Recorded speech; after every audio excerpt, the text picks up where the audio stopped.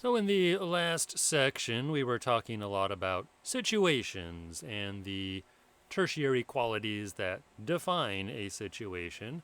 Now we're going to move on into something rather different, focusing more on going back to the distinction between the common sense situations or common sense world and the scientific world, the world of scientific inquiry, and a little bit of the historical background of that distinction and the development of scientific knowledge out of very practical concerns. Okay, so let's get started. Dewey says, the discussion has reached the point where the basic problem of the relation of common sense material and methods to that of scientific subject material and method can be explicitly discussed. In the first place, science takes its departure of necessity from the qualitative objects, processes, and instruments of the common sense world of use and concrete enjoyments and sufferings.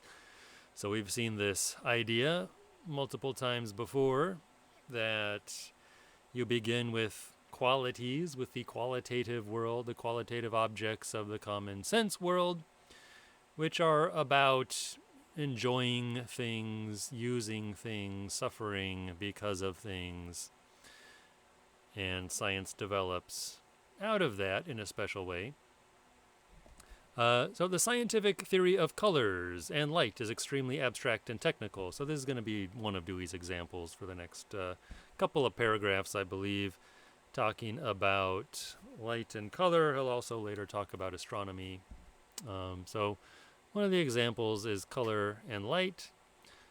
Upon the common sense level, light and colors are not experienced or inquired into as things in isolation, nor yet as qualities of objects viewed in isolation. So when we have a reason to consider light or color in kind of everyday practical situations, we're not considering them in isolation, as we might if we are isolating them for scientific experiments. So they are color, light. They are experienced, weighed, and judged in reference to their place in the occupations and arts, including social ceremonial arts as well as fine arts, the group carries on. So we think about them, we judge them with reference to all the various things that go on in social life that may involve color and light. So he'll give some examples. Light is a dominant factor in the daily routine of rising from sleep and going about one's business. So light makes a difference, right? When you're going about daily life, when you're thinking about waking up or going to sleep, what kinds of activities you do will depend on the light available. Differences in the duration of the light of sun and moon interpenetrate almost every tribal custom. Colors are signs of what can be done, and of how it should be done in some inclusive situation, such as judging the prospects of the morrow's weather, selection of appropriate clothing for various occasions, dyeing, making rugs, baskets, and jars, and so on in diverse ways, too obvious and tedious to enumerate. They play their part either in practical decisions and activities or in enjoyed celebrations, dances, wakes, feasts, etc. What holds of light and color applies to all objects, events, and qualities that enter into everyday common sense affairs. Right, so color matters, again, in practical situations. You look at the color of the sunset or the sunrise, or the color of the clouds to get some idea of what the weather is going to be like. We're not really considering the color in and of itself. We're considering what is its significance for what we have to do in our lives. And of course, colors matter for all kinds of celebrations, funerals, and that sort of thing, weddings, right? Colors matter, not in and of themselves, but as a way to signal something about that occasion. So moving on, gradually and by processes that are more or less tortuous and originally unplanned, definite technical processes and instruments are formed and transmitted. So this is a little bit of a confusing sentence, but it gets clearer in the next sentence, that we gain particular technical processes for dealing with certain things in the world, information about things in the world, in a kind of slow and tortuous and not, rationally planned way, right? These things just kind of accrete and build up over time because of how we get done our practical activities with reference to things like colors and light and stars and other kinds of materials. So he says information about things, their properties and behaviors, is amassed independently of any particular immediate application. Right? So once you recognize a similarity of color in different situations, then you have information about that particular color in relation to other colors, separate from any particular use you might have. So just to give maybe a too simple example, but right, we gather this body of information about things. Could be about colors or seasons. Maybe seasons is a good example where we learn to distinguish different weather patterns, different times of year. This, of course, is very practical. But since it's useful in many different situations, it kind of becomes a common store of knowledge that's independent of any particular use, whether you're using it for travel or agriculture or whatever it is. So going on, it becomes increasingly remote from the situations of use and enjoyment in which it originated, this information, right, that we're gathering about colors, light, weather, climate, season, how plants grow, all of that kind of stuff. There is then a background of materials and operations available for the development of what we term science, although there is still no sharp dividing line between common sense and science. For purposes of illustration, it may be supposed that primitive astronomy and primitive methods of keeping track of time, closely connected with astronomical observations, grew out of the practical necessities of groups with herds in care of animals with respect to mating and reproduction, and of agricultural groups with reference to sowing, tilling, and reaping. So again, talking about, I believe, astronomical knowledge, right? And how we keep track of time. Those both growing out of, quite possibly, practical activities like taking care of animals, agricultural activities, and other related kinds of daily life necessary activities. Observation of the change of position of constellations and stars, of the relation of the length of daylight to the sun's place in relation to the constellations along the line of the equinox, provided the required information. So we pay attention to these things, the positions of stars, including the sun, because it matters to our daily life. It helps us do things better, but then that becomes a broader store of knowledge.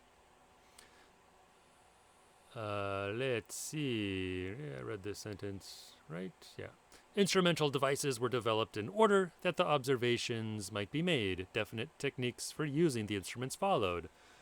Yeah, so this is another good point that Dewey has made in different ways before, but it's a good point to emphasize that technology creates new opportunities for new things to know about, right? It provides something new that people have to learn about and figure out how to use in the best ways. So we develop devices in order to observe better the movements of stars, the position of the sun, and all of that. And this creates a new field for knowledge.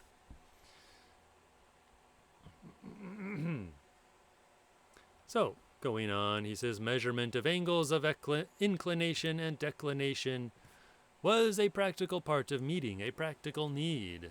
The illustration is, from a historical point of view, more or less speculative. So it's not, it doesn't matter if this is absolutely true. He's just illustrating a general point here. So he's not trying to give the exact historical development. But something of this general kind certainly affected the transition from what we call common sense to what we call science. So beginning with practical need and building up a store of knowledge that's useful in many different practical situations, this gets us nearer to what we call science. If we were to take the practical needs of medicine in healing the sick and dealing with wounds in their relation to the growth of physiological and anatomical knowledge, the case would be even clearer. Right, so we need to know a lot about anatomy to properly treat people who have been injured. You need to know something about anatomy, and the more you know about anatomy, the more effectively you can treat injured people. But that's not the only thing that anatomical knowledge is useful for, and it then becomes something that you can study in and of itself, and learn about in and of itself, and do experiments to learn more about anatomy, even though you don't have an immediate practical use for it. And then we're getting into something like science. In the early history of Greek reflective thought, art or techne and science were synonymous. So yeah, no absolute division between science and other things.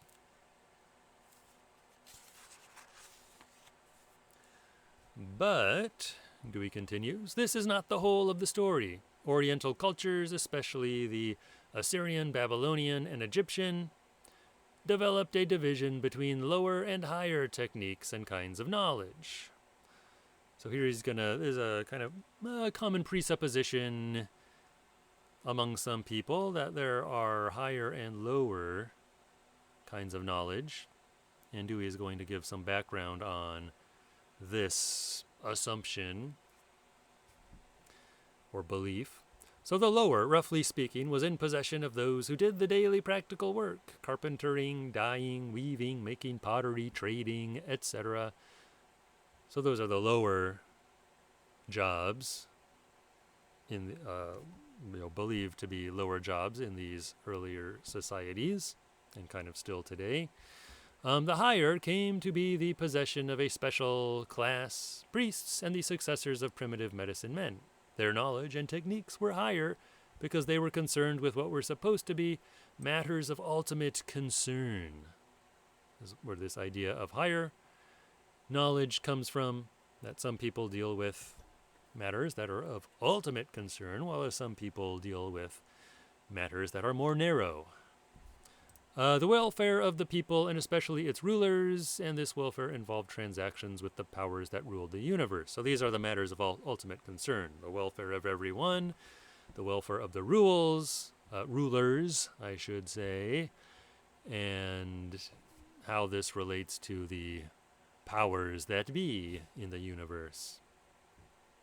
Their kind of practical activity, so this higher kind of practical activity dealing with matters of ultimate concern, this kind of practical activity was so different from that of artisans and traders.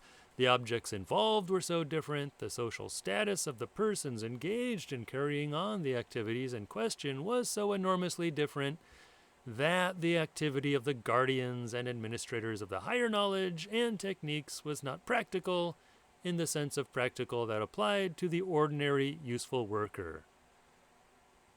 Come on, Dewey, write a shorter sentence. But that just means that the kinds of activities that were done by these different people, like priests, let's say priests on the one hand and carpenters on the other, seem so very, very different that they were practical in very different senses. It didn't seem like they were practical in the same way. These facts contained dualism in embryo, indeed in more or less mature form. There's a dualism there between this higher and lower kind of knowledge. This, when it was reflectively formulated, became the dualism of the empirical and rational, of theory and practice, and in our own day, of common sense and science. So out of this apparent distinction between higher and lower forms of activity and knowledge, we get this distinction between the empirical, rooted in experience, and the rational, grounded in ideas and of practice and theory, right? Actually doing something and theorizing about the thing, and between common sense, the world of common sense, and the purer world of science. The footnote there is not to, it's just a reference to a certain L. Hogben, I should say, whose work I don't really know. So let's go on to the last couple of paragraphs here. So the Greeks were much less subject to ecclesiastic and autocratic political control than were the peoples mentioned. So earlier he had mentioned Assyrians and Babylonians and Egyptians, these highly autocratic cultures. Greeks were a little bit different, of course. They were more democratic in some senses, though they were a very stratified society as well. But the Greeks were much less subject to ecclesiastic and autocratic political control than were the peoples mentioned. The Greeks are pointed to with considerable justice by those who freed thought and knowledge, as those. So they're pointed to as people who freed thought and knowledge from external control. So we have this idea that Greeks freed thought, right? They made thought, philosophy, something independent. But in one fundamentally important way, they fixed, for subsequent intellectual history, the division just mentioned, although changing its direction and interpretation. So they maintained but also changed this distinction between higher and lower forms of practice and knowledge. Science and philosophy, which were still one, constituted the higher form of knowledge and activity. It alone was rational, and alone deserved the names of knowledge and of activity that was pure, because liberated from the constraints of practice. Experiential knowledge was confined to the artisan and trader, and their activity was practical, because it was concerned with satisfaction of needs and desires, most of the latter, as in the case of the trader, being base and unworthy anyway. So you have this division, right, between the philosopher and the artisan and trader. And artisan and trader considered to be more practical, right? They're dealing with those everyday satisfactions, our needs and desires. And that was considered the lower form of life. The free citizen was not supposed to engage in any of these pursuits, such as trading and the making of practical things, but to devote himself to politics and the defense of the city-state. Although the scientist-philosopher was compelled by constraint of the body to give some time and thought to satisfaction of wants, everyone, of course, has wants and needs that they need to deal with. Scientist-philosophers are no different. But as a scientist-philosopher, he was engaged in exercising his reason upon rational objects, thereby attaining the only possible complete freedom and perfect enjoyment. So exercising his reason upon rational objects, that's what the scientist-philosopher was supposed to do. So contemplating ideas, the eternal forms, and such things. The definitely socio-practical division between workers and non-citizens who were servile and the members of the leisure class who were free citizens was converted by philosophic formulation into a division between practice and theory, experience and reason. So you've got this socio-practical division between two kinds of people, leading to this kind of conceptual distinction between practice and theory, experience and reason. Strictly scientific, philosophic knowledge and activity were finally conceived to be supra-social as well as supra-empirical. They connected those who pursued them with the divine and cut them off from their fellows. Right? So the scientific, philosophic knowledge was then conceived to be above practical social life, above the empirical, beyond the empirical, something ultimate, something non-material perhaps. And this cut people who pursue this kind of knowledge off from the people pursuing the lower forms of practical knowledge. So there's a little bit of the historical background of this distinction between common sense and science. And we'll kind of continue with that a little bit more in the next video. We're nearly done with this chapter, so I'll stop here and see you in the next one.